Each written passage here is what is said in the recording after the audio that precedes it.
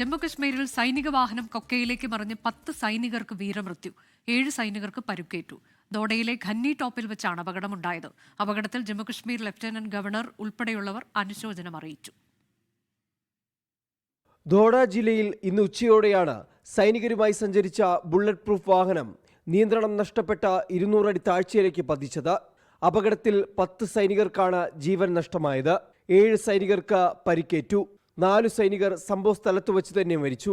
ബദർവ ചമ്പ അന്തർ സംസ്ഥാന പാതയിലെ ഖന്നി ടോപ്പിൽ വച്ചായിരുന്നു അപകടം. ഡ്രൈവർക്ക് വാഹനത്തിന്റെ നിയന്ത്രണം നഷ്ടപ്പെട്ടതാണ് അപകടത്തിന് കാരണമെന്നാണ് വിലയിരുത്തൽ. കൊക്കയിലേക്ക് പതിച്ച സൈനിക വാഹനം പൂർണ്ണമായും തകർന്നു.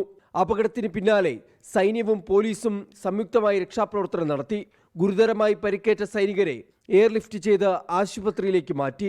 സംഭവത്തിൽ പ്രതിരോധ മന്ത്രി രാജ്നാഥ് സിംഗും ജമ്മു കശ്മീർ ലഫ്റ്റനന്റ് ഗവർണർ മനോജ് സിൻഹയും അഗാധമായ ദുഃഖം രേഖപ്പെടുത്തി. പരിക്കേറ്റ സൈനികർക്ക് വിദഗ്ധ ചികിത്സ നൽകാൻ ലഫ്റ്റനന്റ് ഗവർണർ നിർദ്ദേശിക്കുകയും ചെയ്തു. 24 ഡൽഹി. ലോകത്തെവിടെയായാലും ഏത് സമയത്തും 24 വാർത്തകളും ഓഗ്മെന്റഡ് റിയാലിറ്റി പാക്കേജുകളും എക്സ്പ്ലെയിനറുകളും വിശദമായി കാണാൻ ഞങ്ങളുടെ യൂട്യൂബ് ചാനൽ നിങ്ങൾക്ക് സബ്സ്ക്രൈബ് ചെയ്യാം.